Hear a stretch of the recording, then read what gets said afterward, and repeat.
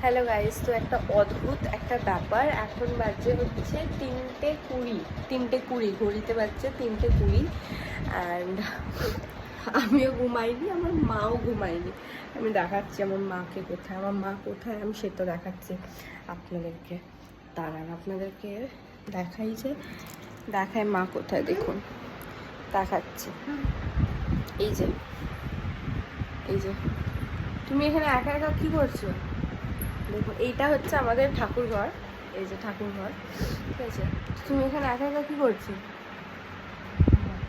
মানে আমি আমি এতক্ষণ ধরে আমি একটুখানি ভিডিও এডিটিং করছিলাম, আর এখানে মা দেখি এদিকে তাকা, মা দেখি কানের মধ্যে হেডফোন গুঁজে গান শুনছে।